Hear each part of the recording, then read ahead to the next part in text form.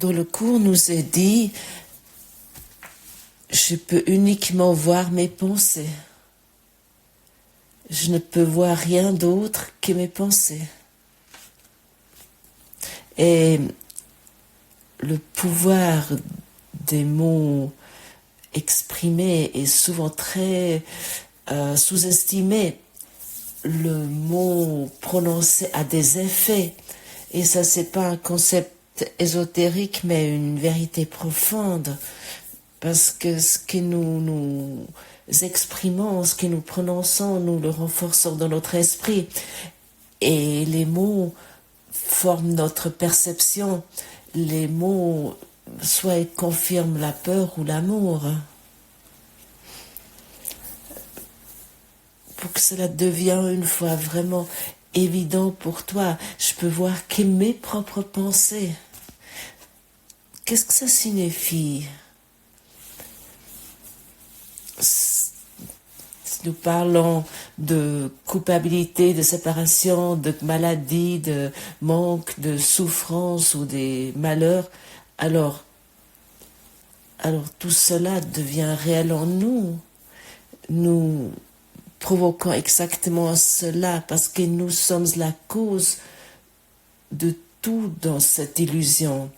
Ne voulons pas oublier que c'est un rêve, mais ce rêve, cette illusion a des effets sur notre perception qui soit nous laisse expérimenter la peur ou l'amour.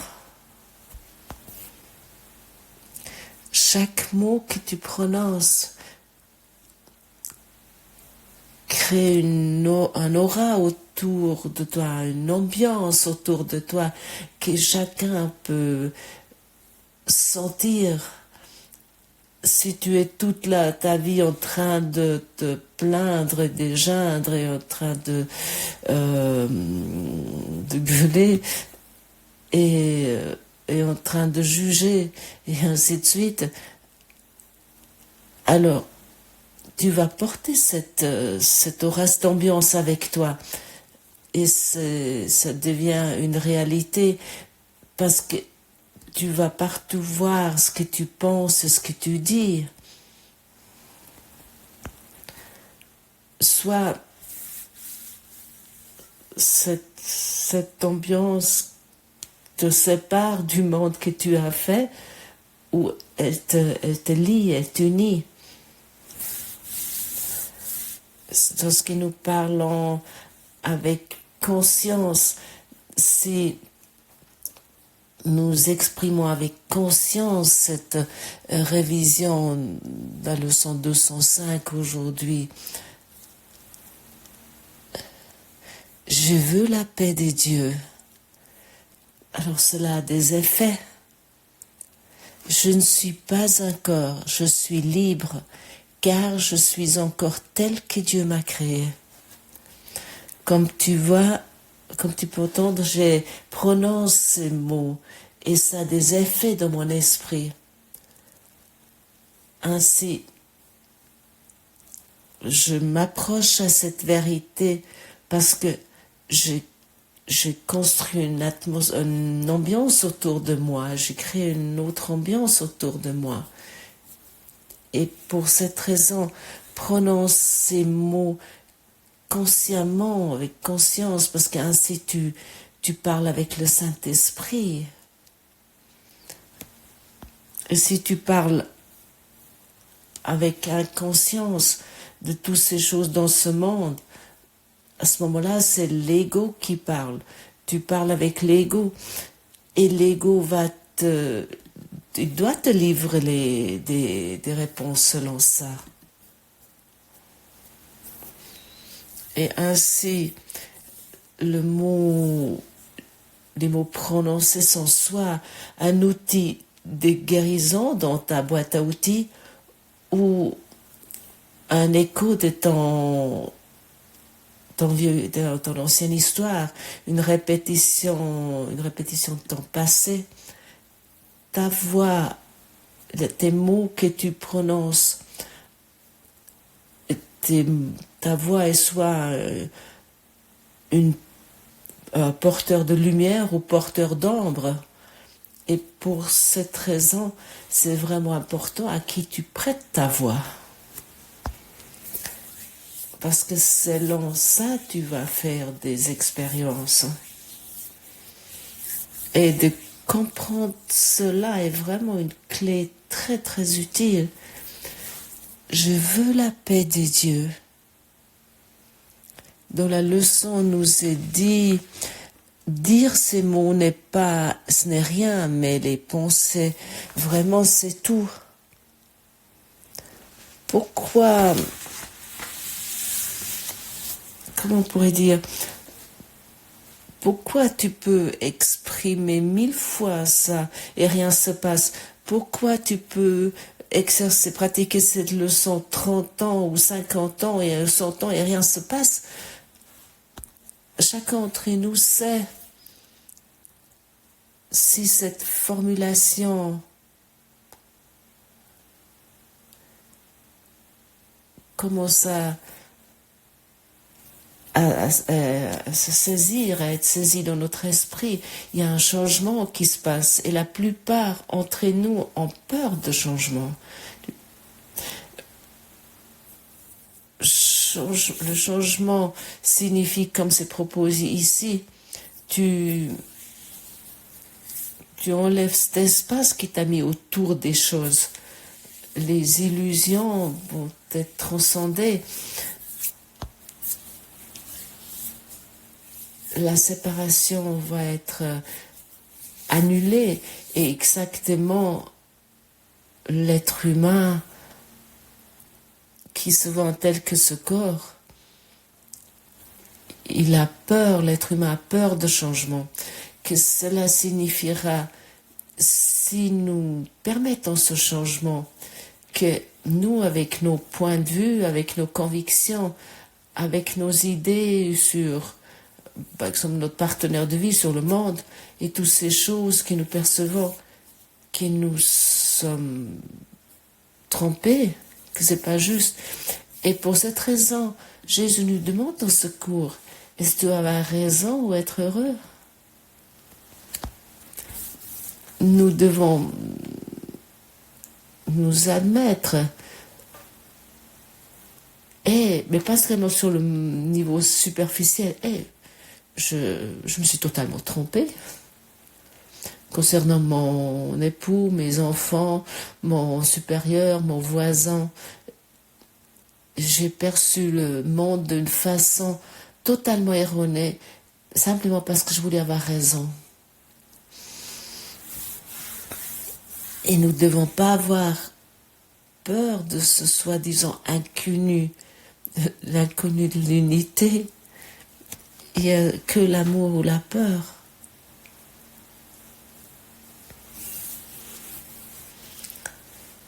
La peur et la perception erronée, et l'amour est ta vérité comme la mienne.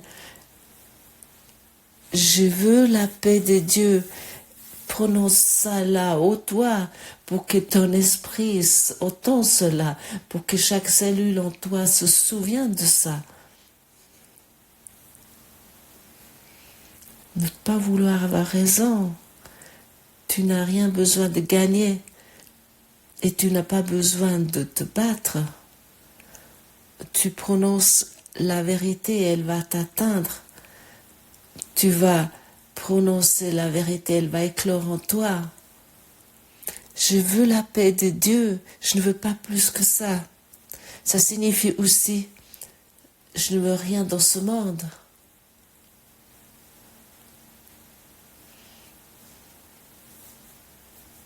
Je n'ai plus besoin de rendre réelles des illusions. J'enlève cet espace de jugement que j'ai mis par-dessus de ces choses de monde pour m'expérimenter en tant que combattant seul. L'union est la clé pour expérimenter la paix de Dieu. Nous devons aller être en union. Nous ne pouvons plus nous permettre de rendre réelle sans cesse la séparation envers nos frères et nos sœurs.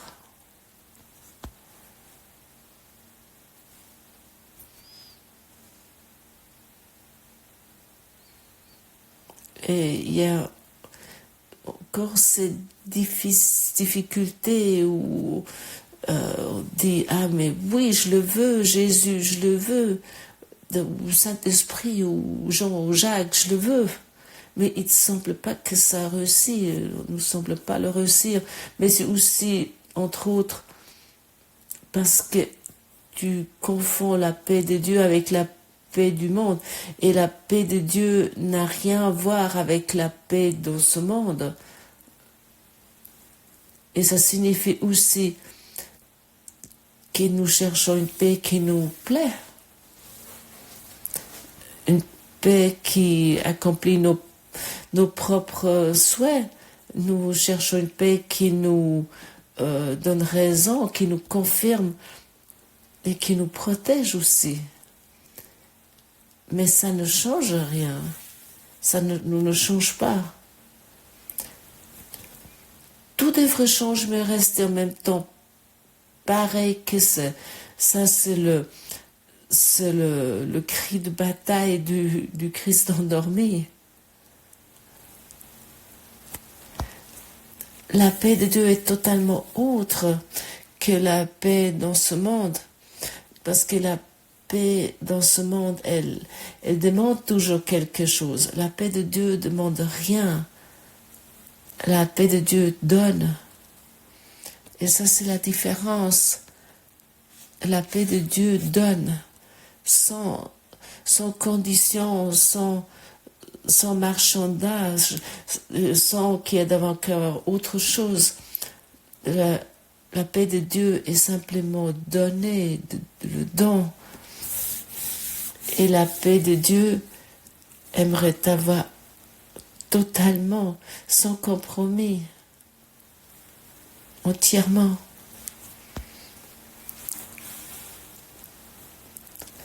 La paix de Dieu, tu le veux, mais est-ce que tu crois vraiment que tu le veux? Est-ce que tu crois vraiment que tu as droit à cette paix?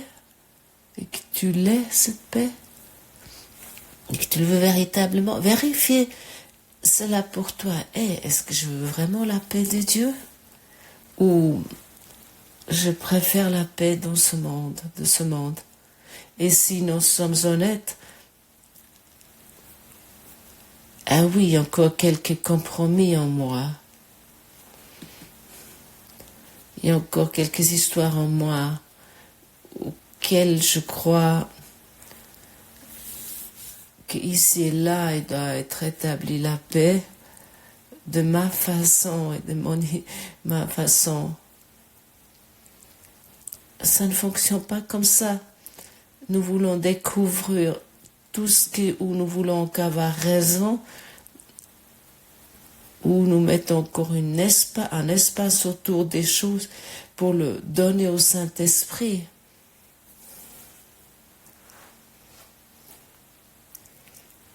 Nous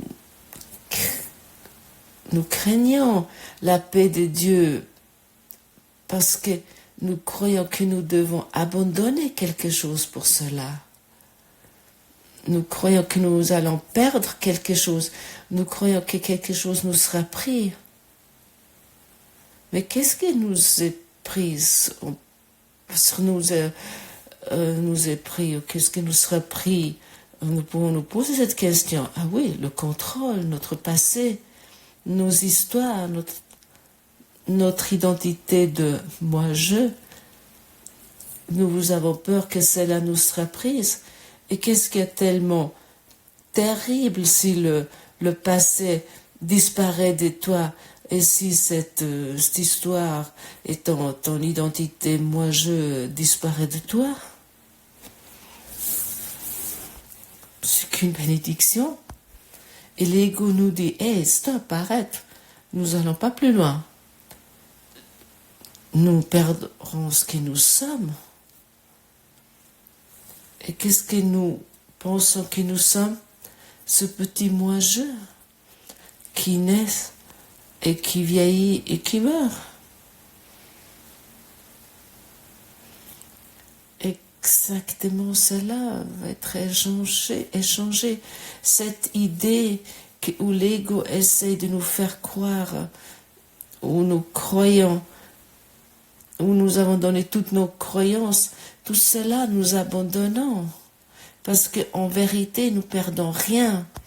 Celui qui abandonne les illusions qui n'ont jamais vraiment existé, à part dans un rêve, alors qui a quelque chose à perdre? Lorsque tu as un rêve nocturne et tu te réveilles, mais qu'est-ce que tu as perdu? Tu t'es enfin réveillé. Oh, heureusement, ce n'était qu'un rêve. Et ainsi, nous nous échappons de ce rêve que nous appelons la vie, que nous considérons comme notre réalité. Le chemin en dehors de ce rêve est l'éveil et pas la mort.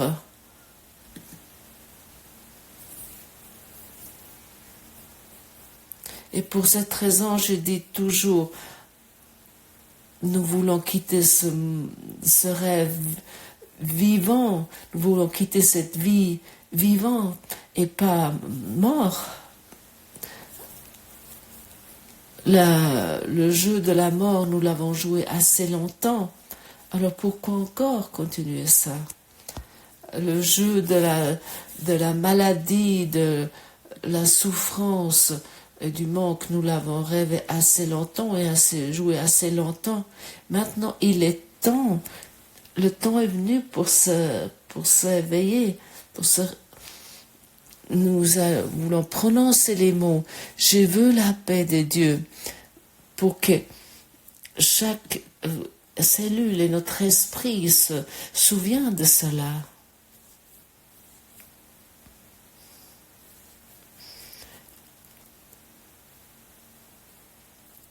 Et si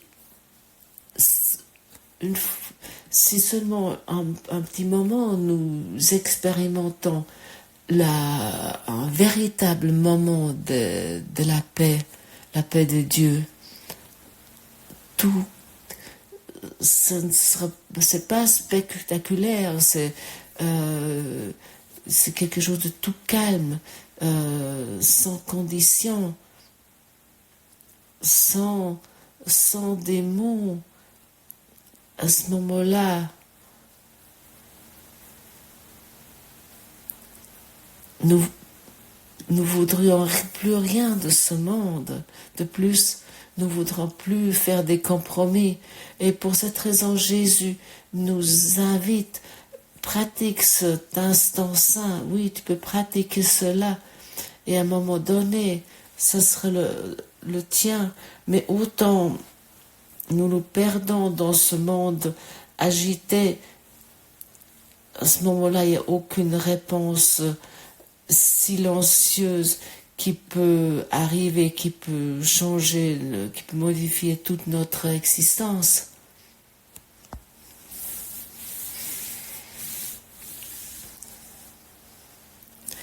Et la voie vers cette paix commence avec cette prière intérieure.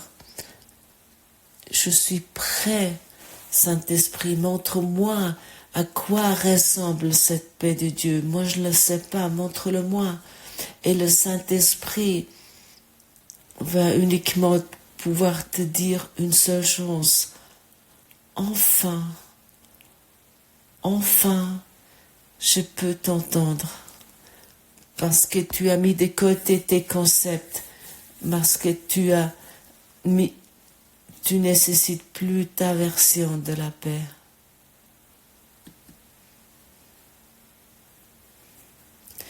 Et nous nous souvenons à nouveau, notre esprit est puissant, et autant cet esprit s'oriente après le monde où il veut encore la paix ou dans ce monde, autant que nous sommes emprisonnés dans ce rêve.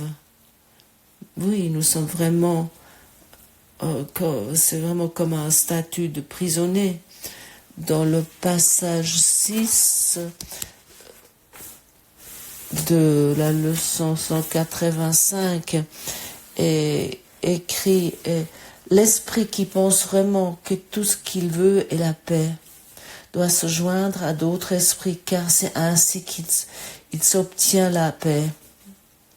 Et quand le souhait de paix est authentique, les moyens de trouver sont donnés sous une forme que chaque esprit qui la cherche honnêtement peut comprendre.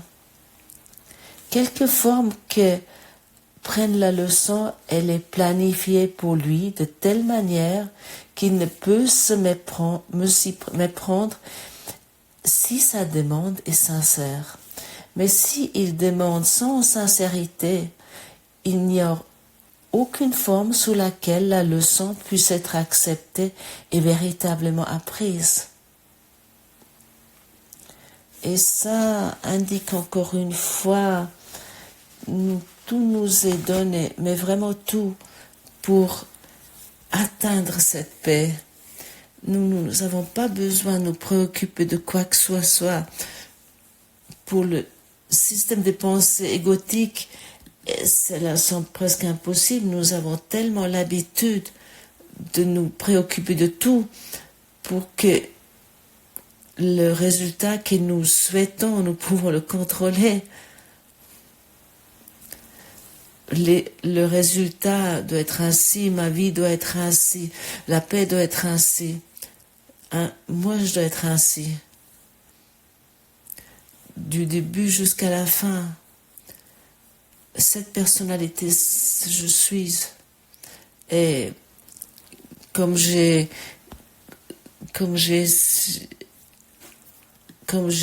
évalué le monde jusqu'à présent, c'est ainsi, je suis un individu, je suis un étranger dans un monde étranger, et cela doit être défendu.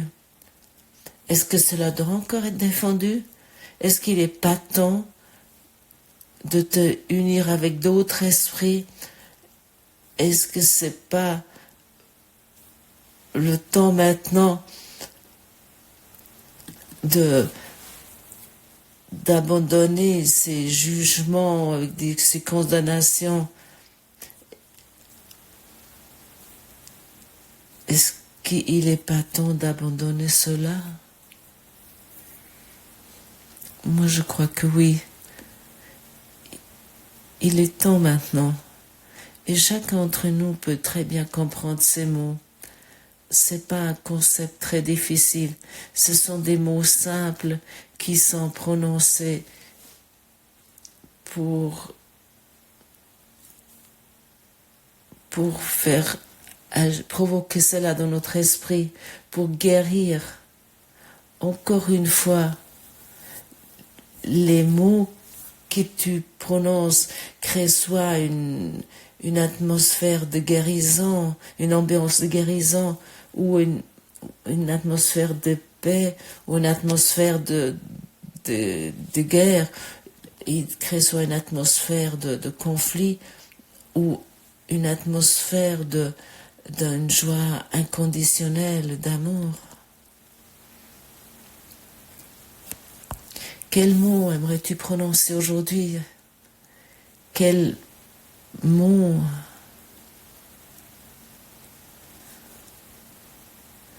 devrait t'inspirer aujourd'hui? Sois sage, sois intelligent, sois conscient. Merci d'avoir écouté cette traduction de Gottfried et à demain.